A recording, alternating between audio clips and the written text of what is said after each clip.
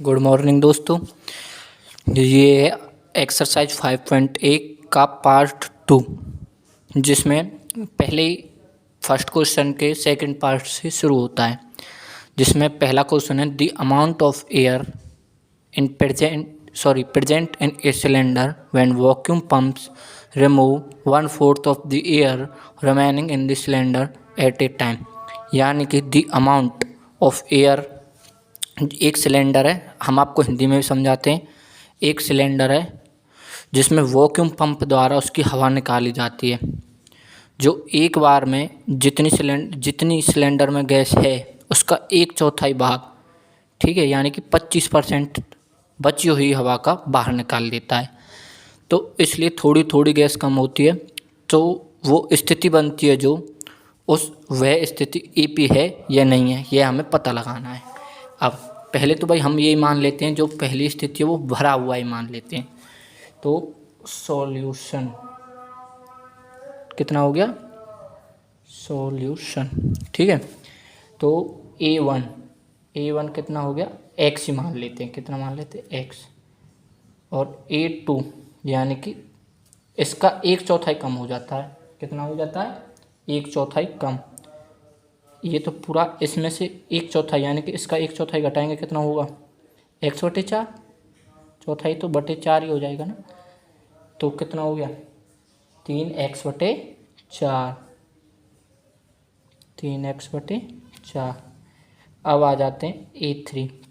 अब इसका 1/4 यानी कि पहले तो इसमें से घटाना है। अब इसका 1/4 करने के लिए 1/4 से गुना कर देते हैं।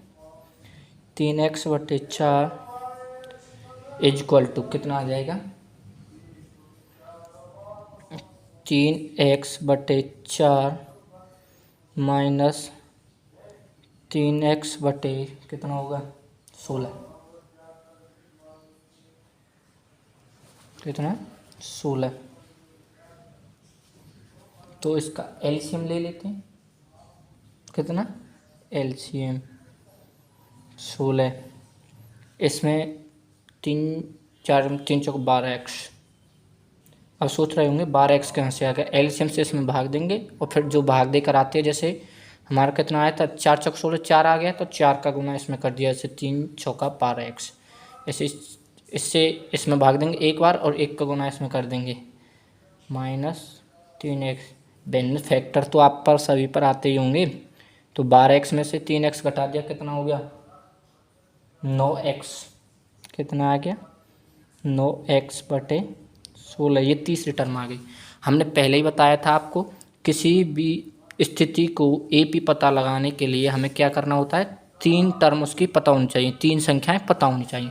तो हमारे पहले कितनी हो गई, x, दूसरी 3x/4, तीसरी 9x/16। तो हम जैसे हमने पहले पार्ट में बताया था, एपी एक्सरसाइज 5.1 के पहले पार्ट में बताया था, D1 = D2 है। तो दी गई स्थिति एपी यह सार्वंतर श्रेणी होगी। तो D1 कैसे निकालते हैं, D1 = A2 - A1। तो ठीक है, और D2 कैसे निकालते हैं, D2 A3 - A2। इसमें एक संख्या अगली में से उससे अगली को घटाएंगे। तो D1 कितना हो गया, सॉरी यहाँ कोमा आएगा, D1 A2 - A1 3x/4 - x, coma D2 कितना हो गया, 9x/16 माइनस 3x/4। तो D1 हो जाएगा -x/4,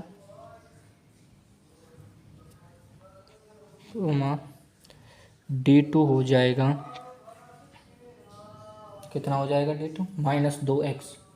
भाई इसका फिर वही एलसीएम वाला तरीका हो गया। कितना हो जाएगा, 9x। इसका पहले एलसीएम ले लेते हैं, फिर 1 से इसमें भाग देंगे एक बार और इसका 1 से गुना, यानी कि 9x। माइनस का साइन है, माइनस, इससे इसमें भाग देंगे 4 और इसका गुना 4 से 12x कितना आ जाएगा, माइनस के 3x बटे माइनस के 3x बटे 16 नॉट इक्वल है, तो D1 नॉट इक्वल D2, इसलिए दी गई स्थिति सार्वंतर श्रेणी नहीं है, या फिर these conditions are not AP because D1 and D2 are not equal. ठीक है, first part sorry question number 1 का सेकंड पार्ट कंप्लीट। अब आ जाते हैं हम थर्ड पर। किस पर? Third part. The cost of digging a well after every meters digging when its cost 150 रुपये for the first meter and rise by 50 रुपये फॉर ईच सब्सिक्वेंट मीटर। इसमें क्या कहा गया है, एक कुआं है, क्या है, एक कुआं है, वेल का मतलब है कुआं, जिसको खोदा जाता है, तो उसमें पहले मीटर की खुदाई का लेते हैं 150 रुपये, और फिर जैसे 1 मीटर बढ़ता हुआ चला जाता है तो उसके 50 रुपये बढ़ते हुए चले जाते हैं। तो इसके सॉल्यूशन पर आ जाते हैं। ठीक है, तो इसमें A1 कितनी हो गई भाई, पहले मीटर का कितना ले रहा है 150, और A2 कितनी हो गई 50 रुपये बढ़ते हुए चले जाते हैं, 150 प्लस 50 यानी कि 200। A3 कितनी हो जाती है 200 प्लस 50, यानी उसमें भी 50 रुपये जुड़ जाएंगे, 250। ठीक है, अब तीन टर्म पता होनी चाहिए, 3 टर्म पता पड़ गई, तो D1 इक्वल टू क्या हो जाता है A2 माइनस A1 कोमा पहले वाले की तरह ही होगा, यहाँ से D2 इक्वल टू कितना हो जाएगा A3 minus A2। D1 equal to A2 क्या है 200 माइनस A1 कितनी है 150 कोमा D2 क्या है A3 कितना है 250 माइनस A2 के देना है 200। D1 कितना हो गया 50 और D2 भी 50, तो इसलिए D1 इक्वल टू D2। ठीक है, तो these conditions are AP because D1 and D2 are equal. अब हिंदी में आ जाते हैं, दी गई स्थिति सार्वंतर श्रेणी है क्योंकि D1 और D2 इक्वल है इसलिए। अब आ जाते हैं पार्ट 4 पर, क्वेश्चन नंबर फर्स्ट का part 4। The amount of money when 10,000 रुपये are as deposited at a compound interest एट 8% पर एनम।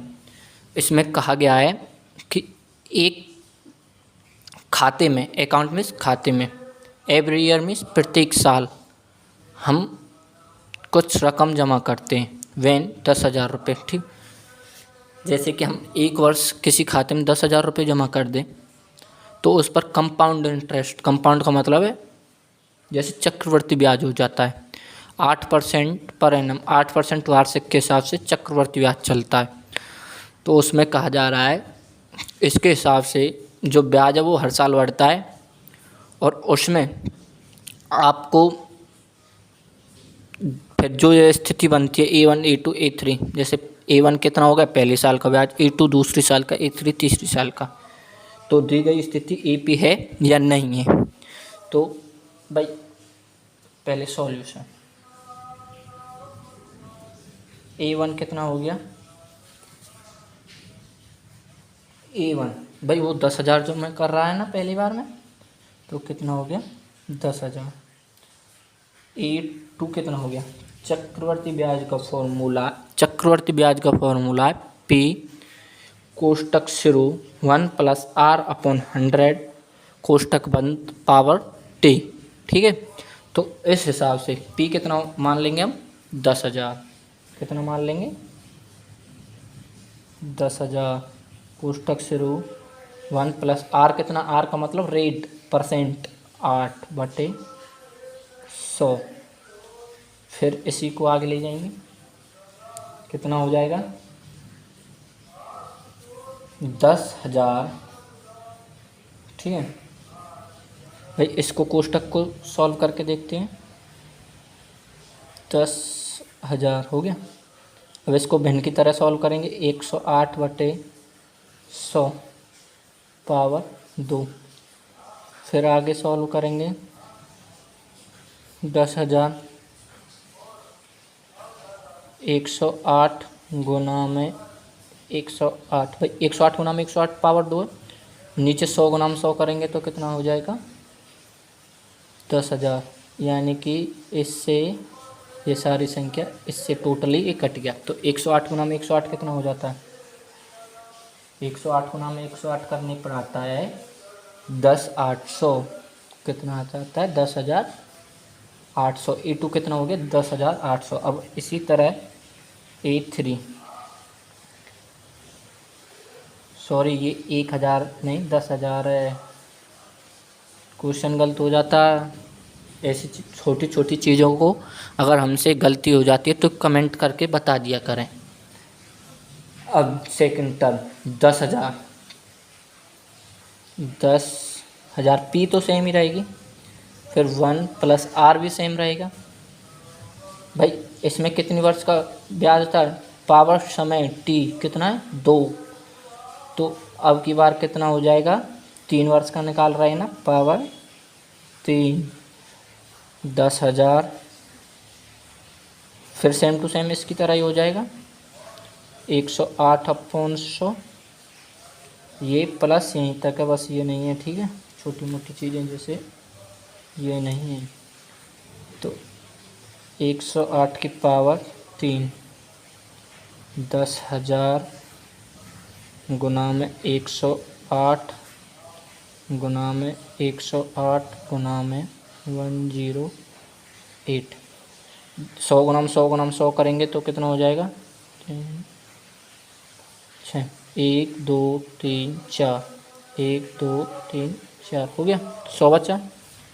तो E3 108 गुना में 108 गुना में 108/100। ठीक है, 108 गुना में 108 गुना में 108/100, तो कितना आ जाएगा देखो।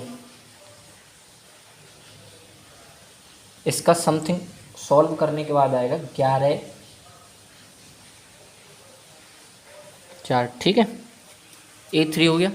अब D1 D2 आ रहा, D1 equal to A2 minus A1, ठीक है, comma D2 equals A3 minus A2।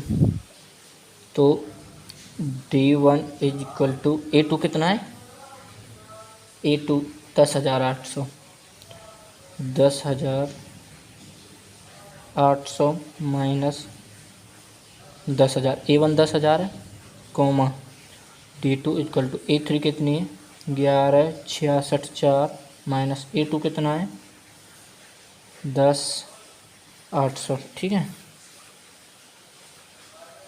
D1 equal to, अब इसको घटाओ 800, भाई सीधा ये हिसाब है 800। और अब इसको इसमें से घटाया जाए, D2 घटा कर देखिए यहाँ पर, चलो आज रफली करके देखते हैं थोड़ा कुछ। 1,1,6,6,4 10,000 सॉरी 800। ठीक है, 4 6 16 में से 8 गए तो 8 और 10 में से 10, 864। कितना हो गया 864। तो D1 and D2 are not equal. अतः दी गई स्थिति सार्वंतर श्रेणी नहीं है, क्योंकि D1 and D2 are not equal. These, या फिर इंग्लिश में these conditions are not equal because D1 and D2 are not equal. अब आ जाते हैं सॉरी, अब अगली वीडियो देखेंगे हम पार्ट 3 में, जिसमें हम आपको क्वेश्चन नंबर 2 और आगे भी करा सकते हैं। तो अब ये वीडियो आपको अच्छी लगी हो तो लाइक करें, कमेंट करें और शेयर करें।